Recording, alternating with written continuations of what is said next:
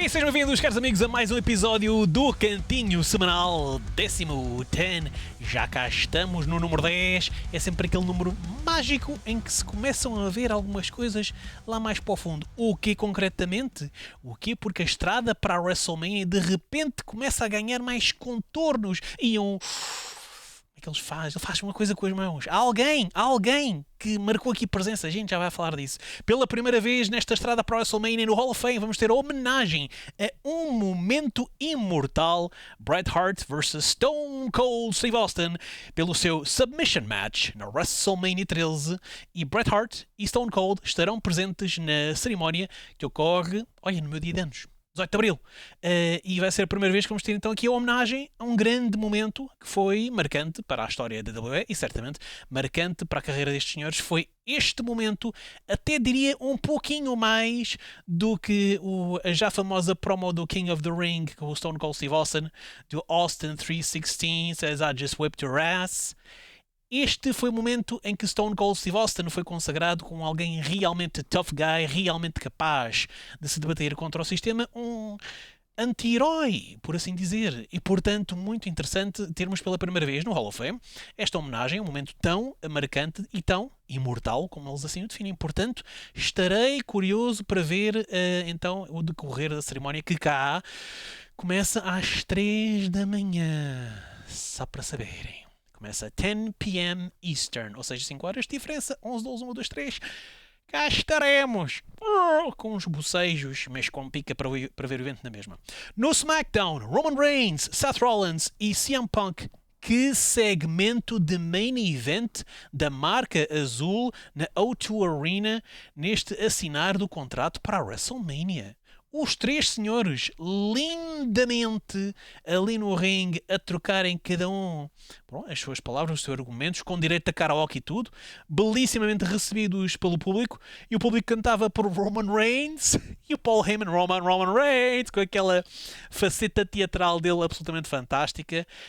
E depois de um grande bate-boca de lá para cá, Roman Reigns muito seguro enquanto performer, muito seguro de si, com uma personagem completamente diferente daquela que nós conhecemos do Roman Reigns, tipo de ora, ainda hoje publiquei na minha story no novo TikTok, que eu já tenho, e na WrestleMania 32 há 9 anos, o Roman Reigns não tinha metade do gás que tem agora. Agora está um performer consolidado. Joanna vai fazer um belíssimo trabalho. Esteve muito bem nesta promo com estes outros dois senhores, com o seu wise man Paul Heyman ao lado. Esteve lindamente e a marcar ali presença nesta troca de bocas.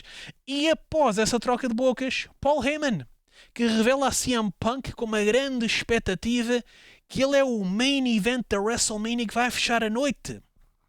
Ou mais concretamente dizendo, vai fechar o espetáculo, close the show. Não estou concretamente a vê-los a fechar domingo. Estou a vê-los a fechar sábado. Porque sem dúvida que John Cena e Cody Rhodes é que serão os grandes nomes para fechar a WrestleMania. Digo eu. Não percebo nada disto. Digo eu.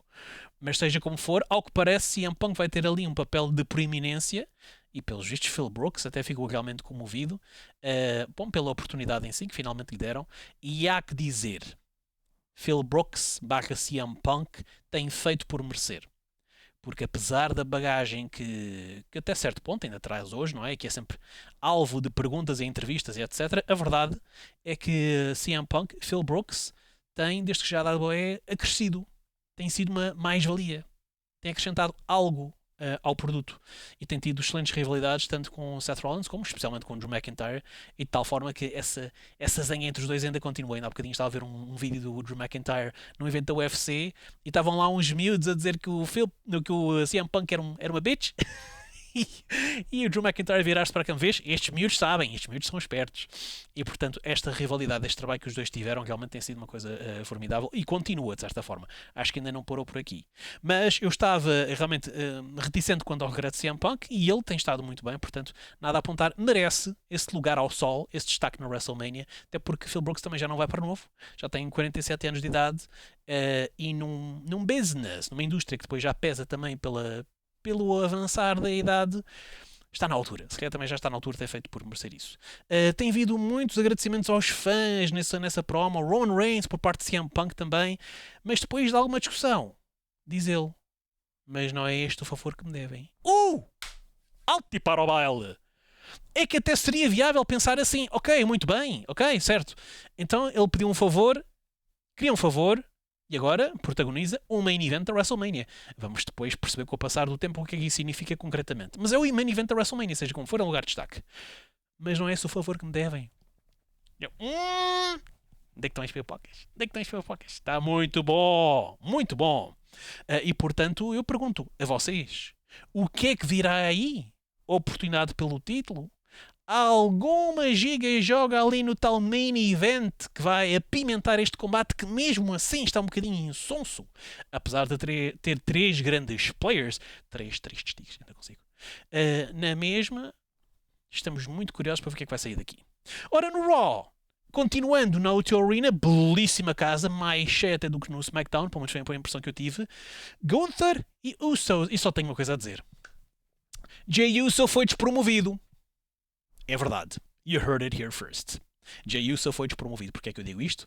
Porque Jimmy Uso tem tido um protagonismo incrível nas últimas semanas e tem sido não uma figura de apoio.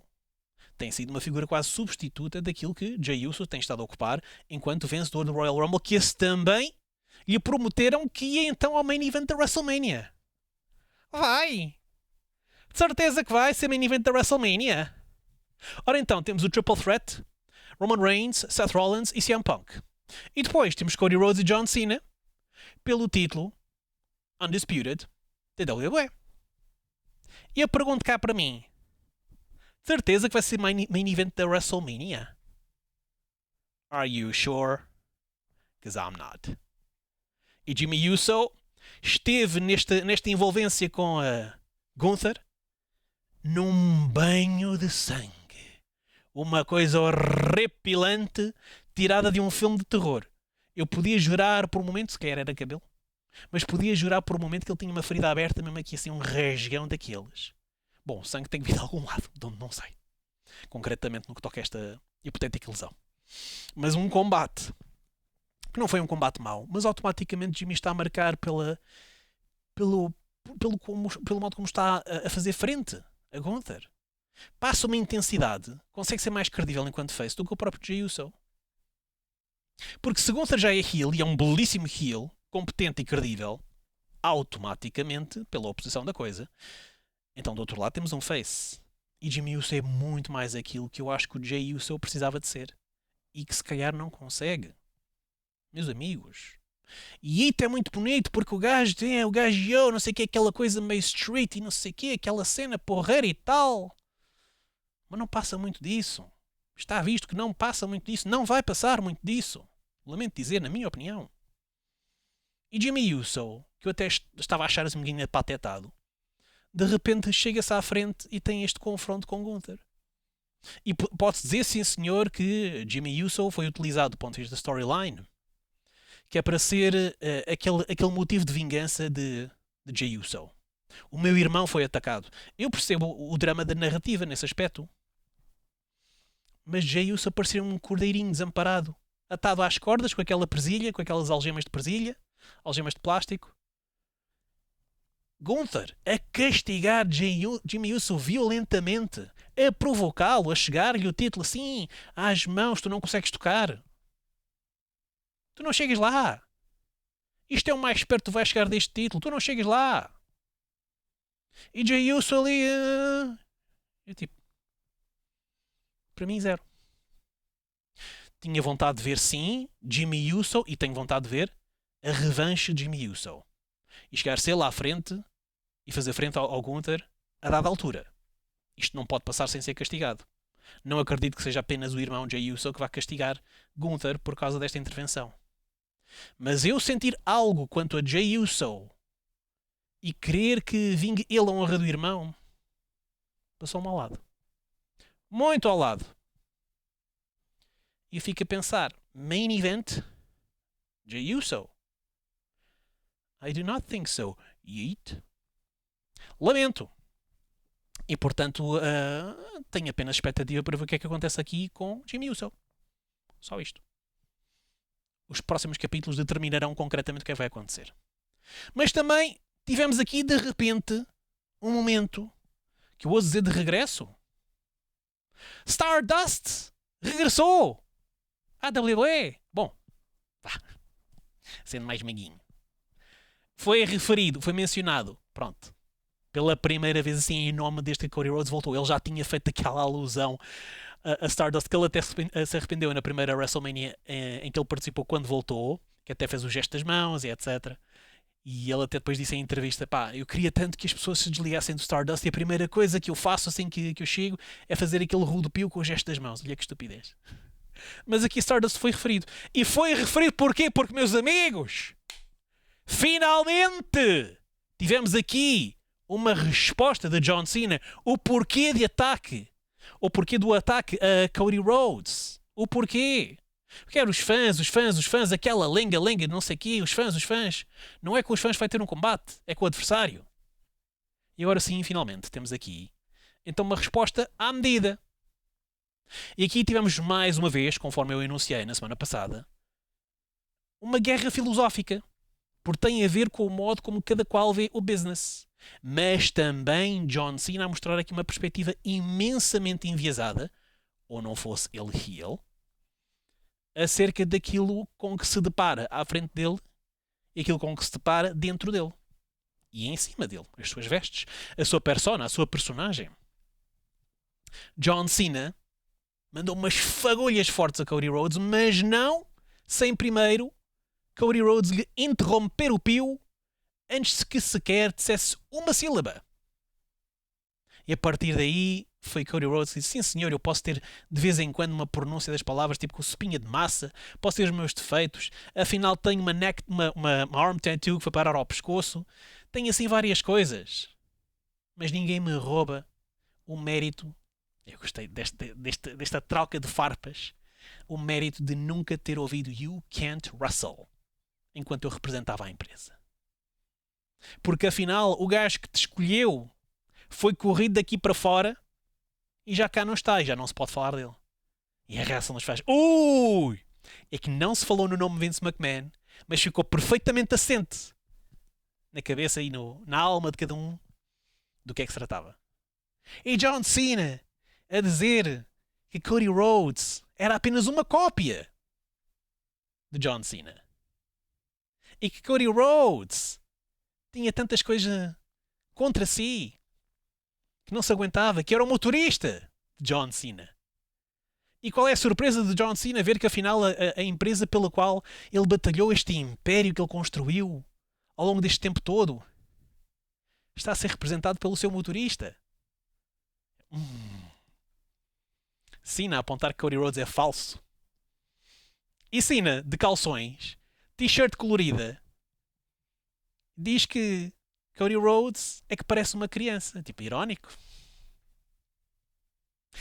Mas eu construí a empresa. Eu construí a empresa.